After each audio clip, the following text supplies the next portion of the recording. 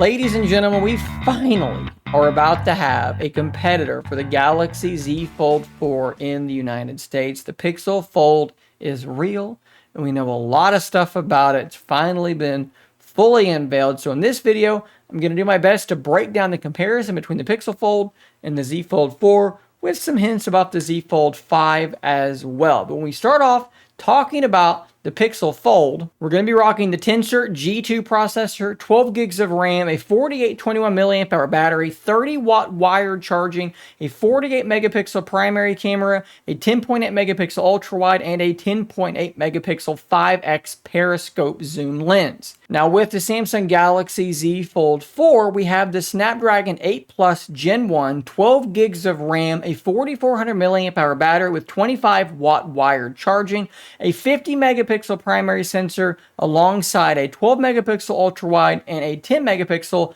3x telephoto. And of course, we do have functionality with that S Pen that so many people find very, very important. Of course, both of these devices do MSRP at $1,800. You may be able to find sales more easily on the Z Fold because it is a bit older, but $1,800 is what you can expect at the most. So we just mentioned the processor in the Z Fold 4, and this is my stand-in for the Pixel Fold, which is the Google Pixel 7 Pro, which is running the same Tensor G2 that the Pixel Fold is running. And I ran a Geekbench 6 test, and you can see the result here. The Z Fold 4 with that Snapdragon 8 Plus Gen 1 does edge it out in single core and multi-core by a little bit. Now, if you're wondering what that actually equates to in real life usage, the answer is not a whole heck of a lot. When it comes to day-to-day normal usage, if you go around launching the same apps back to back like I'm about to show you as I'm talking, what you're going to discover is that they're absolutely ridiculously close in terms of just opening normal apps. It's going to be very, very hard to determine a clear performance winner between these two devices. Now, of course, if you were to do gaming, something like some high-end gaming, Genshin Impact or something like that, of course, the Snapdragon is going to begin to take a lead. But on normal day-to-day usage, the sorts of things that normal people do with their phones, you're not going to see some massive gap between the two. I know from my comments that the Tensor G2 is not particularly popular with some of you people. There's a lot of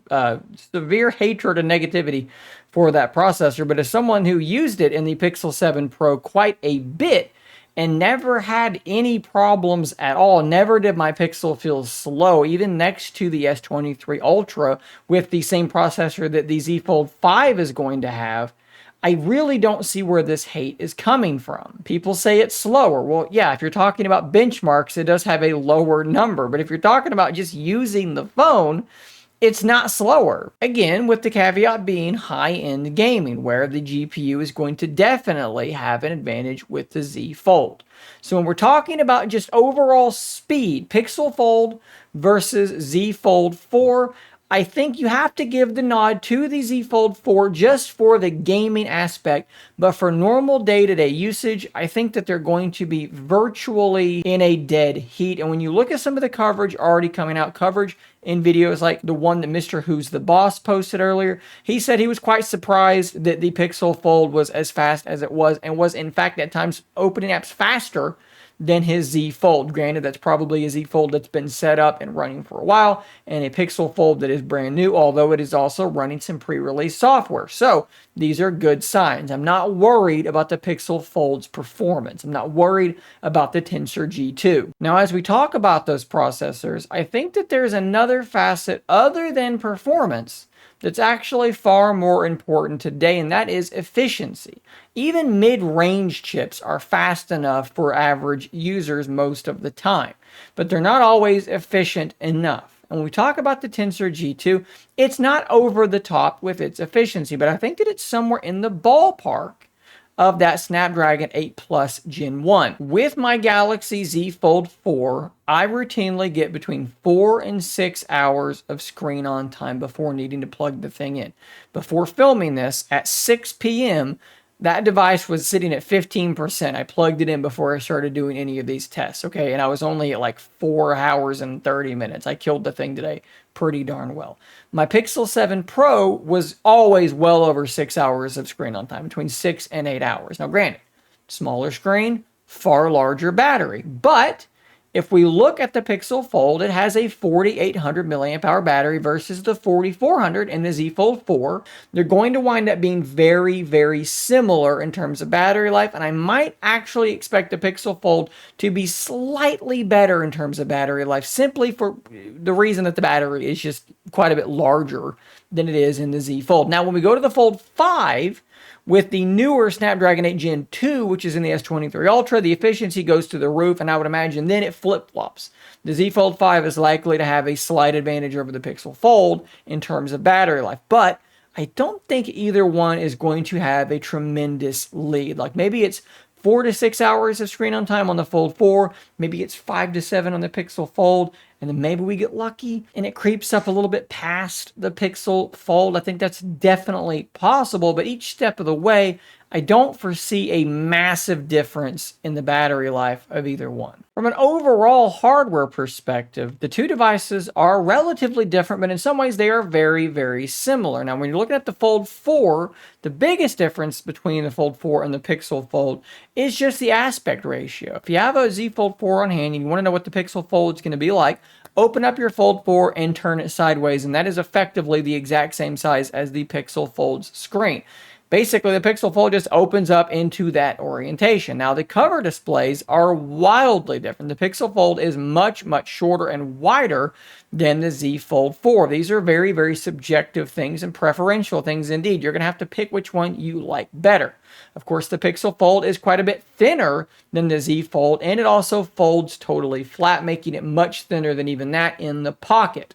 It is also rumored that the Fold 5 is going to be a tad thinner, but will also fold flat. The Pixel Fold will still be the thinner device of the two, even when that occurs. You may have also seen reports that the Pixel Fold doesn't actually open all the way flat. Personally, I think that these reports are being slightly overblown. I don't think anything's going to come of this, but basically what we're saying is when the thing opens up, much like a lot of Z Folds after they've been used for a week or two, they'll kind of stop at a point maybe kind of like that, and if you give them just a slight amount of pressure, they'll open the rest of the way up. I can see what I'm doing in person. You probably can't see it on camera. We're talking about 180 degrees versus like 178, 177, and like I said, a lot of Fold devices develop that behavior over time. Now, if this gets worse on the Pixel for some reason, that would be a problem, but that's going to be something we're going to have to see as time goes by. I'd also expect the Pixel Fold's crease to be quite a bit less visible than the Z Fold 4, but the Fold 5 is likely to bring parity to the visibility of the crease between the two. An important note here to bear in mind is that Samsung is making the display for the Pixel Fold. So if you're worried about this thing being first gen, the displays being bad, they're not being made by Google, they're being made by Samsung. And Google's also had the advantage of watching hinge designs be done and iterated on over and over, and I'm sure they've iterated internally for a long time. A lot of people are worried this is a first-gen device, there's going to be hardware failures.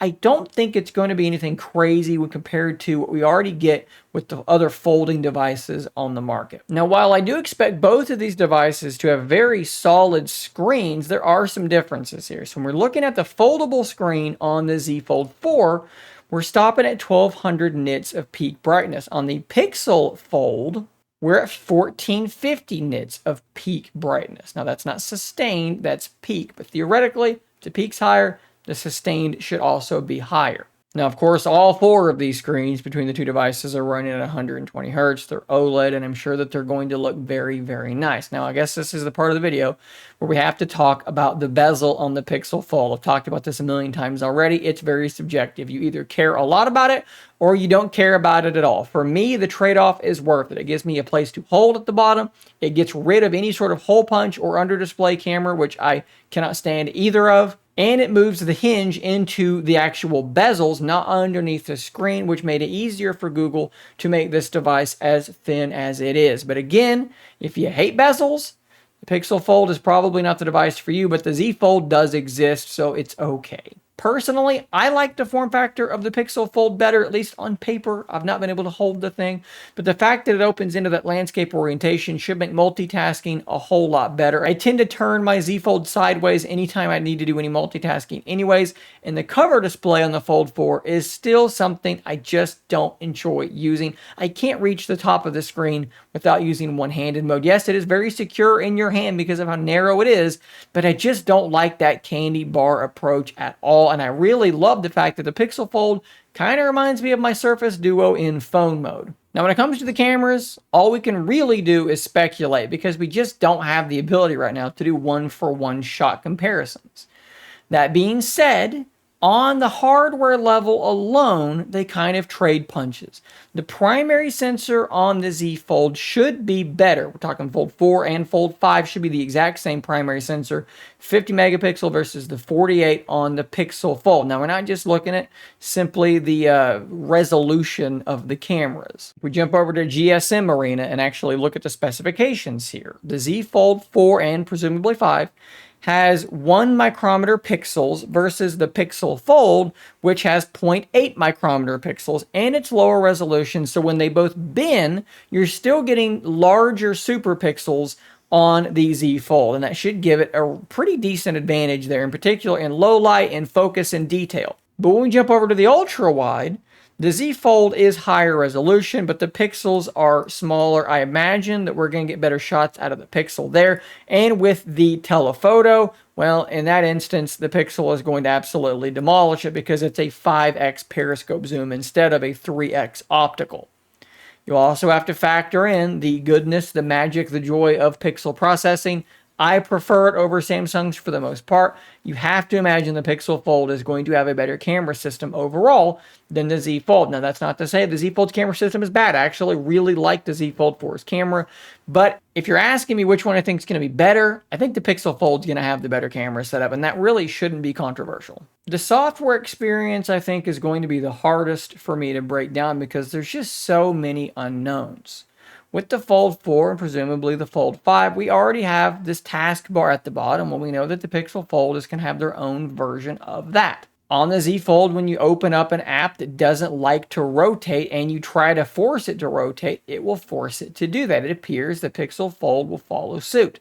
Likewise, apps that don't format themselves well onto the aspect ratio of the Z Fold have letterboxing going on. It appears that the Pixel Fold will do that as well. We've even seen the Pixel Fold be capable of flex mode and applications that change their UI based on the fact that the device is folded over halfway, maybe set on a table for astrophotography mode or something like that. It appears as though Google has really done a lot of the things that Samsung has done on the Z Fold. They've had the advantage of sitting back once again and seeing what Samsung's doing, seeing what Oppo's doing, what Huawei's doing, and finding those little software tricks that they need to basically take.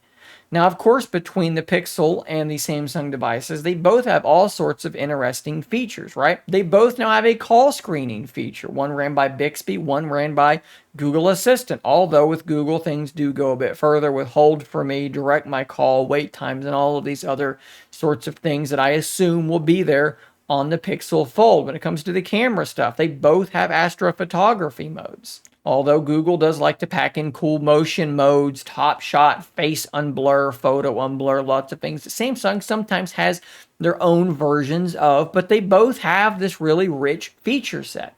They both have something to approximate Magic Eraser. Personally, I do tend to prefer the Google's little special feature set. Things like their voice recorder, the voice typing in Gboard being quite a bit better than it is on pretty much anything else. The Now Playing widget where you can see what song is being played just in the world around you. I really enjoy Google's take on Android and all of their added features. Even if Samsung has versions of a lot of them, they don't quite have all of them, and I do really enjoy the Pixel stuff. Now look, if you're an S Pen person, you're going to have to go with the Z Fold. I don't care about the S Pen, full disclosure there, but that's a big thing for a lot of people. Samsung does have features that some people absolutely love. As you know, the Z Fold cannot just multitask with two things open, but actually three things open and then a fourth window floating. And you really can't talk about Samsung and their software advantages without mentioning Samsung DeX, their desktop environment that Google simply does not offer a replacement for. So determining who has the software advantage is going to come down to what you actually need in the device. I almost never have more than two apps split screen. I do use the floating app thing quite a bit, so I'd love to see that on the Pixel Fold. No sign of it just yet. At the end of the day, I genuinely think it looks like Google is offering something with the Pixel Fold that can hold its own with the Galaxy Z Fold while also offering a different experience. Not just in the fact that it's running Google's take on Android, but because the entire device is designed differently. It's an entirely different aspect ratio and should be a totally different experience. Now, this could be great. This could be a detriment. This is a device that opens up into landscape, which means every app it opens is either going to need to be letterboxed or is going to need to support a landscape layout natively. One of these things is good. The other one kind of defeats the purpose of having a tablet screen. With the Z Fold device, because it opens up into a portrait aspect ratio, apps that don't necessarily fit the full width and are letterboxed are only letterboxed by a tiny amount, and most apps look totally fine because that aspect ratio is close enough to that of a phone. I feel like there are going to be advantages on one side and advantages on the other, but more than anything, I feel like the Google Pixel Fold being here is going to be a good thing because it's going to give diversity. There's going to be more options for people to choose between, and that's always a good thing. Guys, I hope that this video has been useful for kind of comparing these two devices as well as the Z Fold 5. That, what we know about it looks like it's going to be very similar to the Z Fold 4, so a lot of the stuff will indeed apply. Thanks for watching. Subscribe for more content just like this, and until next time, stay nerdy, my friends.